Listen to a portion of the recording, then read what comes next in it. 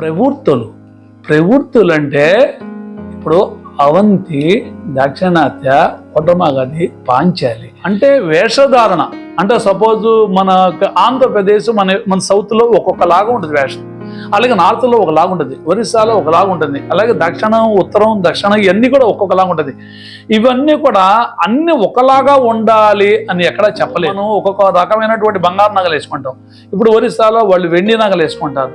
వాళ్ళ దుస్తులు, ఆభరణాలు తగ్గట్టుగా వాళ్ళ సంగీత ప్రాధాన్యత వాళ్ళకి ఉంటుంది అని భరతుడు అలా ప్రవృత్తిని అలా చెప్పాడు అన్నమాట. ఈ ఏరియాలో ఇలా ఉంటుంది కాబట్టి ఆ ప్రవృత్తి వాళ్ళు ఉంటుంది. ఆ ప్రవృత్తి తగ్గటువంటి నాట్యాన్ని మనం ప్రదర్శిస్తాం, సంగీతాన్ని కూడా ఆ రకంగా మనం ఉపయోగించుకోవచ్చు అని చెప్పారు. ఇలా ఉండాలి అలా ఉండాలని కాదు.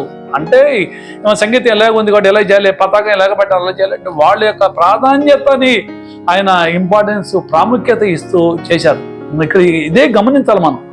లేదండి ఇది ఇలాగ ఉంది, మాది ఎలాగ ఉంటుంది కాబట్టి మా తాత చేశాడు, మా ముత్తాత చేశాడు, ఇలాగే చేయాలి, ఇలా చేయాలనేది సాంప్రదాయం. నాట్యశాస్త్రం భరతుడు ఏం చెప్పాడంటే వాళ్ళ వృత్తిని ఎలా ఉంది అంటే ఏ వృత్తులు ఎక్కడెక్కడ సన్నివేశాల్లో వస్తాయి, ఏ వృత్తికి ఏ నృత్యం ప్రాధాన్యత ఎక్కువ ఉంది. ప్రవృత్తి అంటే ఆ ప్రవృత్తి యొక్క ఇది అనమాట.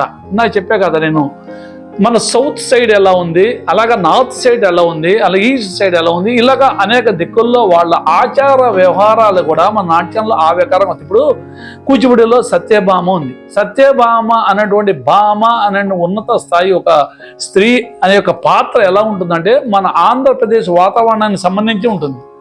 అంటే కట్టు, బొట్టు, వ్యవహారం, జడ, ఆ నగ ధరించేటువంటి నగలు, విధానం, పాత్ర రాయడం కానీ, పాత్ర ఔచిత్యం కానీ ఆ పాత్ర ప్రకారం ఉంటుంది. అంతేగాని మన ఒడిశా ప్రకారం అలా మణిపూర్ ప్రకారం ఉండదు. వాళ్ళ దుస్తులు, వాళ్ళ వేషధారణ వాళ్ళన్నీ కూడా వాళ్ళు ఉంటాయి. మన దుస్తులు, మన వేషధారణ మన ప్రకారంగా ఉంటాయి. ఇది ఇటువంటి అన్ని కూడా ప్రవృత్తి సంబంధించింది అనమాట.